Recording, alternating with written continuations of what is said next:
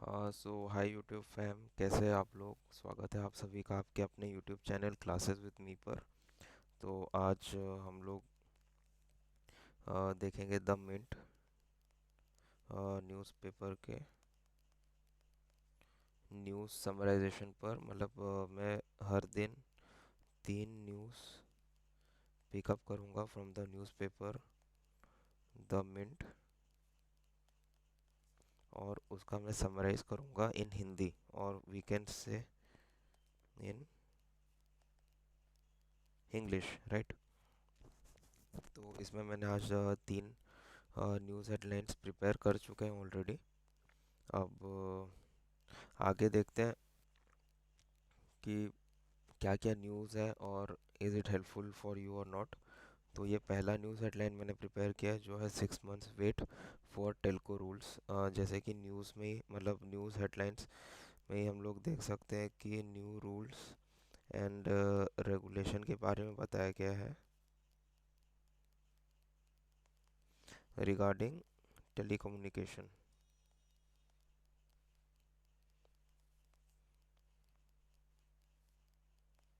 Right. तो इसका एक समरी देखते हैं कि क्या है, मतलब इसमें क्या बताया गया है, और उसको मैं हिंदी में ही बताऊंगा। इंग्लिश में हिंदी में बोथ मिक्सड अप, राइट। तो इसमें मैं ये बोलना चाहूँगा कि टेलीकम्युनिकेशन एक्ट 2023 के तहत, जो दिसंबर 2023 में लागू हुआ था, दिसंबर 2023 में लागू हुआ था, उसके रूल्स को नोटिफाई करने में कम से कम 6 महीने का समय लगेगा। कितना महीने का? 6 महीने का समय लगेगा, एज पर आप देख ही सकते हैं यहाँ पे रूल्स है ही ऑलरेडी, मतलब हेडलाइंस में ही लिखा गया है 6 मंथ्स का, राइट। और इसमें पुराने कानून या फिर रूल्स, जो इंडियन टेलीग्राफ एक्ट 1885, किसके एक्ट के कारण? Indian telegraph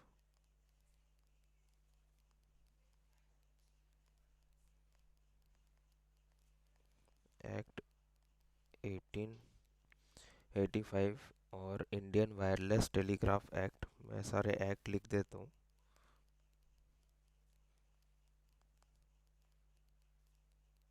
Indian wireless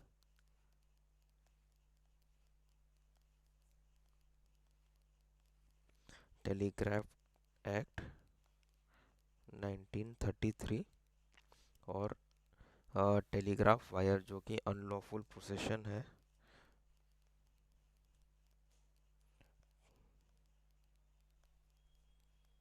telegraph wire जो कि है एक्ट 1950 को रिप्लेस करने वाले 39 नया रूल्स शामिल होंगे।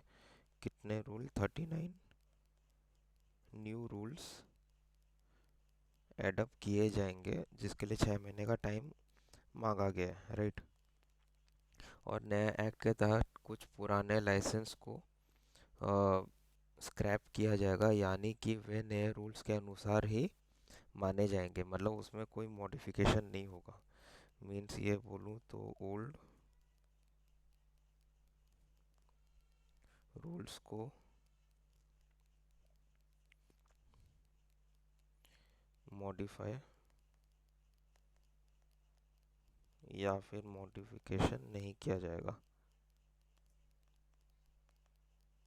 नहीं किया जाएगा, राइट। और नए प्रोविजन में right of way, consumer protection और स्पेक्ट्रम एलोकेशन जैसे महत्वपूर्ण विषय शामिल होंगे। स्पेक्ट्रम एलोकेशन जो सैटेलाइट ब्रॉडबैंड कम्युनिकेशन से जुड़ा है, उसमें भी देरी हो सकती है, क्योंकि टेलीकॉम डिपार्टमेंट पहले TRAI जो है ट्राई को रेफरेंस भेजेगा ताज़ा कंसल्टेशन के लिए। नए रूल्स बनते समय ये सुनिश्चित करना होगा कि वे पुराने रूल्स के साथ कंसिस्टेंट होने और किसी भी तरह से भेदभाव या लेवल पेइंग फील्ड को प्रभावित न करें। इस सब को ध्यान में रखकर ही रूल्स नोटिफिकेशन रखा जाएगा। तो ये रहा आज का पहला न्यूज़ हेडलाइन। अब हम दूसरे न्यूज़ हेडलाइन पे चलेंगे जो कि रिलेटेड है new drug export resume to as quality concern. इसमें हम लोग न्यूज़ पढ़ के ही बोल सकते हैं कि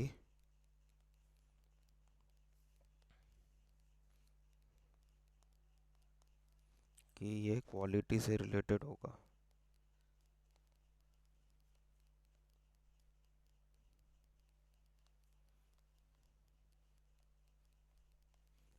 किसके क्वालिटी से रिलेटेड रहेगा? ड्रग्स के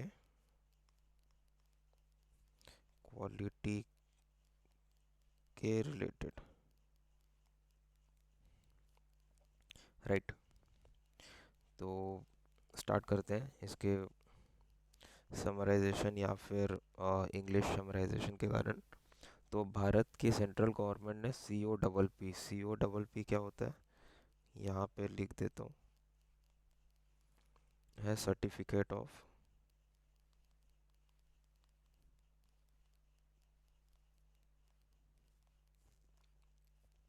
फार्मास्यूटिकल फार्मास्यूटिकल प्रोडक्ट को अपडेट करके WHO के जीएमपी क्या होता है ये भी लिख देता हूँ यहाँ पे, good manufacturing practices, goods manufacturing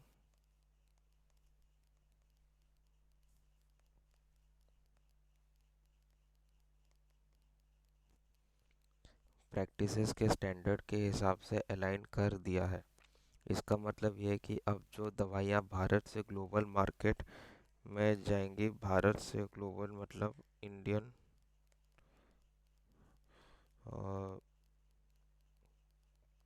से global market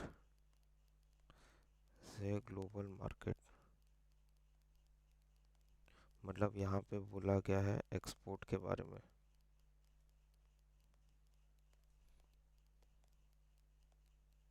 export from India उसके बारे में बोला गया। तो भारत से ग्लोबल मार्केट के लिए जो बनती है वो इंटरनेशनल स्टैंडर्ड्स को मीट करेंगी।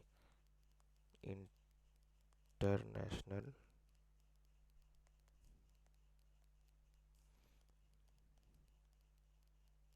स्टैंडर्ड्स को मीट करेगा,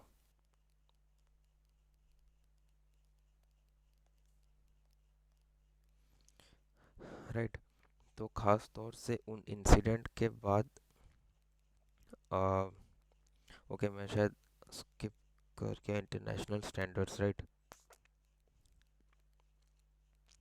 और ख़ास तौर से उन इंसिडेंट के बाद जब सब स्टैंडर्ड दवाइयाँ एब्रोड बेची जाएंगी, तो उसको मद्देनज़र रखते हुए उन्होंने ये क्वालिटी चेक के नए स्टैंडर्ड्स बनाए गए हैं।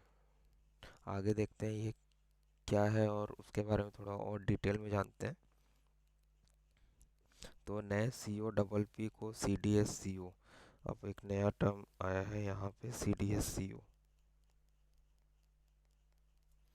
CDS-CO क्या होता है? सेंट्रल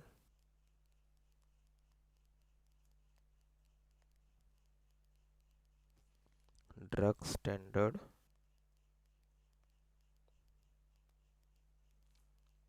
कंट्रोल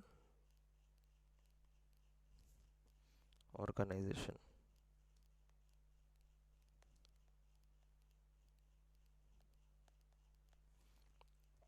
की वेबसाइट पर डाला जाएगा, जिससे विदेशी रेगुलेटर आसानी से भारतीय ड्रग मेकर की ऑथेंटिसिटी वेरीफाई कर पाएंगे। तो इसका फ़ायदा क्या होता है कि जब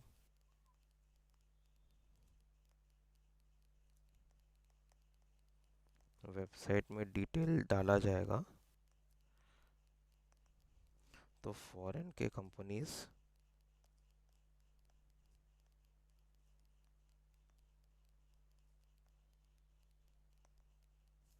उनके डिटेल्स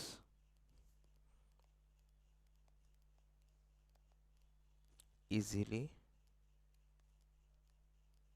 चेक कर सकेंगे।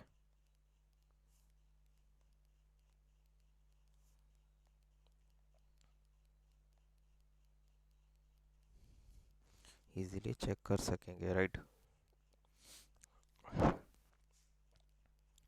मतलब ऑथेंटिसिटी, तो इसके उद्देश्य ट्रांसपेरेंसी बढ़ाना और भारत से एक्सपोर्ट होने वाली फार्मास्यूटिकल प्रोडक्ट की क्वालिटी और क्वांटिटी पर बेटर निगरानी रखा जाएगा। मतलब इसमें और एक फ़ायदा क्या है, क्वालिटी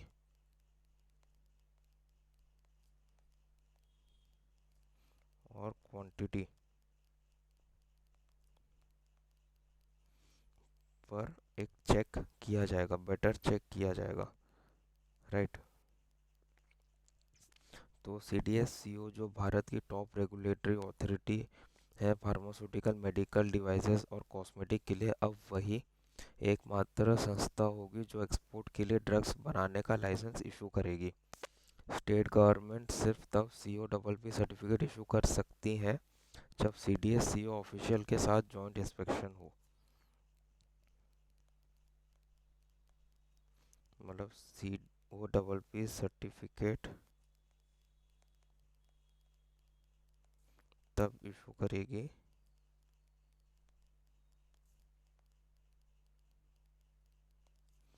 जब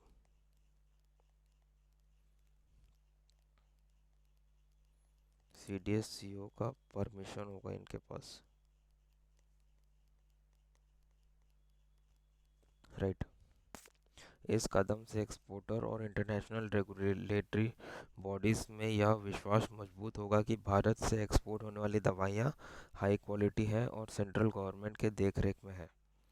तो ये एक तरह से अच्छा ही चीज़ मैं बोलूँगा, बिकॉज अब जितना एक्सपोर्ट बढ़ेगा उतना कंट्री का लाभ भी होगा।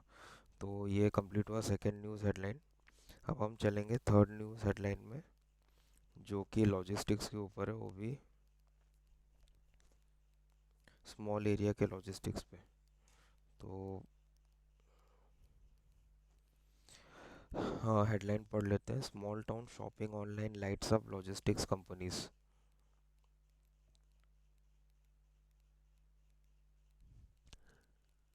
ठीक।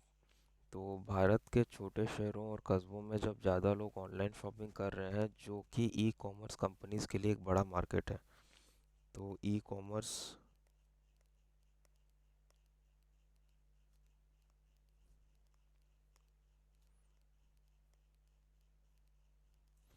कंपनी का सबसे मेजॉरिटी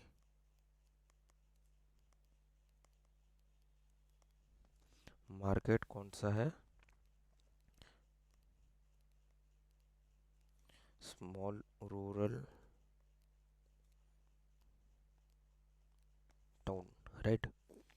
तो जो ई कॉमर्स कंपनी के लिए एक बड़ा मार्केट है, लेकिन सिर्फ ऑनलाइन मार्केट प्लेस और ई स्टोर की नहीं, बल्कि लॉजिस्टिक्स कंपनी जैसे Ecom Express, Xpressbees, Shadowfax delivery और शिप रॉकेट भी इससे काफ़ी रेवेन्यू कमा रहे हैं, जिसको हम लोग बोलते हैं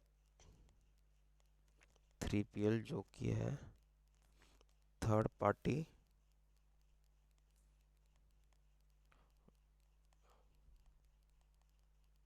लॉजिस्टिक्स। कौन कौन है इसमें, डिलीवरी,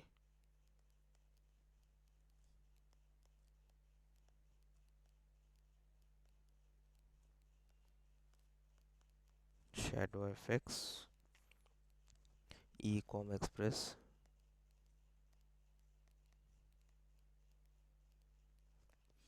और एक्सप्रेस बी,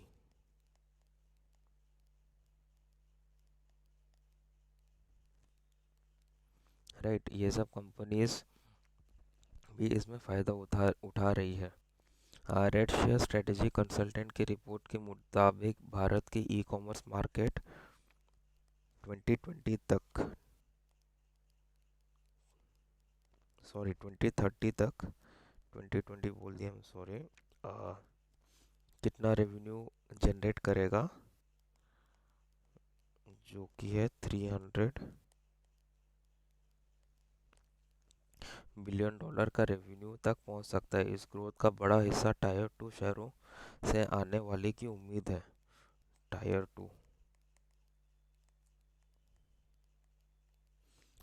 2 शहरों से आने की उम्मीद बताई जा रही है, और ई कॉमर्स तेजी से बढ़ रहा है, और थर्ड पार्टी लॉजिस्टिक्स भी सुधर रही है मतलब इम्प्रूवमेंट एंड ग्रोथ।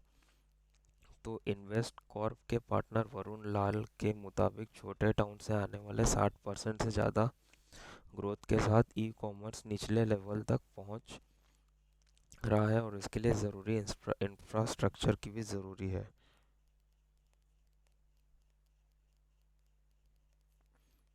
इंफ्रास्ट्रक्चर का ग्रोथ भी ज़रूरी है लॉजिस्टिक्स के लिए।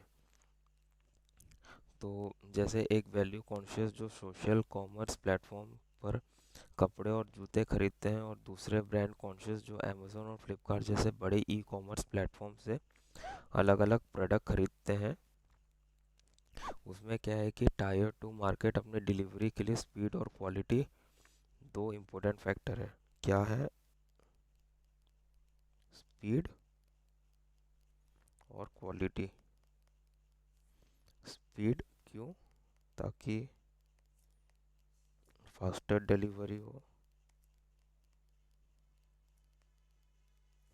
और क्वालिटी ताकि अच्छे कंडीशन में